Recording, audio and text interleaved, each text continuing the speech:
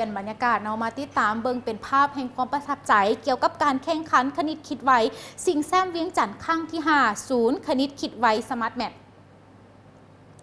ซึ่งว่าทางแผนกศึกษาธิการและกีฬานครหลวงเวียงจันทร์ได้จัดการแข่งขันคณิตคิดไว้สิงแซมเวียงจันทร์ครั้งที่5ขึ้นในวันที่22กันยายน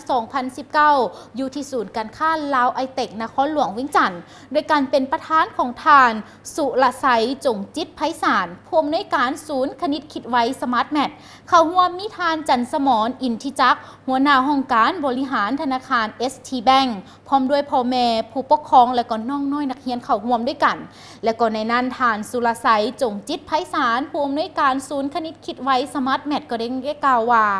การแข่งขันในครั้งนี้ได้รับการสนับสนุนจากหลากหลายภาคส่วนการแข่งขันในครั้งนี้เป็นการส่งเสริมให้เยาวชนคนลาวมีความสนใจและเห็นถึงความสำคัญของคณิตศาสตร์แล้วก็ทั้งเป็นการวัด IQ ของสมองน้องๆนักเรียนให้มีการพัฒนาทักษะความใส่ใจและความหักในการเรียนคณิตศาสตร์หลายขึ้นพร้อมทั้งเป็นการฝึกทักษะความสามารถและการพัฒนาความพร้อมของเยาวชนลาวให้มีทักษะกายภาพเท่าเทียมกับภาคพื้นและสากลและให้เติบใหญ่ไปเป็นกำลังแหงอันสำคัญในการพัฒนาประเทศชาติในอนาคตพร้อมสำหรับการแข่งขันในครั้งนี้แมนมีนักเรียนเข้าร่วมแข่งขันจากทั่วประเทศจำนวน417 คนด้วยกันแล้วก็เพิ่นก็ได้แบ่งเป็น4ระดับก็คือระดับ A ตั้งแต่อายุ5ปีหา7ปีระดับ B อายุ7ปีหา9ปีแล้วก็ระดับ C มีอายุ9ปีหา11ปีแล้วก็ระดับ D อายุ11ปีหา15ปีซึ่งว่าผู้ชนะเลิศที่1ได้รับรางวัลและทุนเรียนสมาร์ทแมท6เดือนเป็นมูลค่า3 ล้านกีบแล้วก็ชนะเลิศที่2ได้รับรางวัลและทุนการเรียนสมาร์ทแมท4เดือนมูลค่า2 ล้านกีบและชนะเลิศที่3ได้รับรางวัลและทุนเรียนสมาร์ทแมท2เดือนมูลค่า1 ล้านกีบรวมเป็นทุนเรียนสมาร์ทแมททั้งหมด24 ล้านกีบด้วยกัน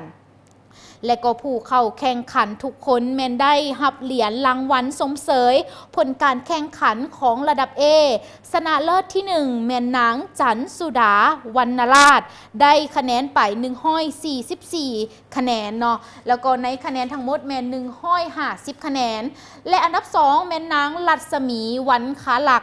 และอันดับ3แมนเท่าธีรเดชรัตนมงคล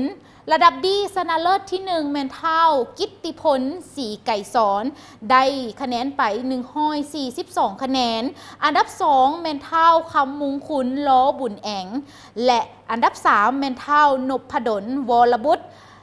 สำหรับระดับ C ชนะเลิศที่1แมนนางธนพรประวงเวียงคำ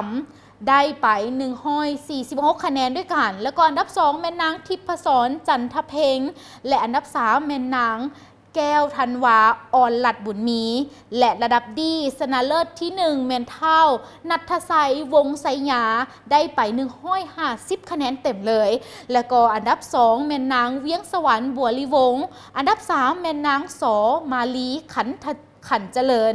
ซึ่งว่าปัจจุบันนี้ศูนย์คณิตคิดไวสมาร์ทแมทมีอยู่17ศูนย์อยู่ทั่วนครหลวงเวียงจันทร์แล้วก็บรรดาแขวงต่างๆศูนย์ใหญ่แมนตั้งอยู่ที่บ้านโน้นสว่างเมืองไซเศรษฐานครหลวงเวียงจันทร์พิเศษปัจจุบันนี้ทั้งศูนย์คณิตคิดไวสมาร์ทแมทได้เปิดกว้างให้แก่ทุกคนทั่วไปบุคคลทั่วไปที่สนใจในธุรกิจเพื่อสังคมนี่โดยการร่วมมือ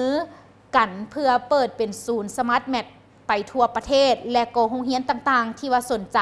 นำเอาหลักสูตรสมาร์ทแมทเข้าไปในสอนเข้าไปเป็นการสอนอยู่ในโรงเรียนของทานเองเนาะก็สามารถติดต่อไปได้แล้วก็นอกจากนั้นแล้วศูนย์คณิตคิดไวสมาร์ทแมทยังมีการแจกหลักสูตรสมาร์ทแมทฟรีให้กับโรงเรียนชนบทเพื่อพัฒนาเด็กและเยาวชนให้ทั่วถึงทั้งประเทศโดยเฉพาะเด็กในชนบทน้ำตื้มอีกด้วยเนาะก็ถือได้ว่าเป็นอีกหนึ่งกิจกรรมดีๆที่เพิ่นได้มีการจัดมาเป็นประจำถือว่าครั้งนี้เป็นครั้งที่5ที่เพิ่นจัดขึ้นนอกกับการแข่งขันคณิตคิดไวสิงแซมเวียงจันทร์ครั้งที่5นั่นเองก็ได้นำเป็นภาพบรรยากาศเนาะไม่ทานผู้ชมได้มาเบิ่งน้ำกันได้ว่าเป็นอีก1ข่าวดีสำหรับน้องน้อยนักเรียนคนลาวในการพัฒนาทักษะในการคิดเลขไวแบบนี้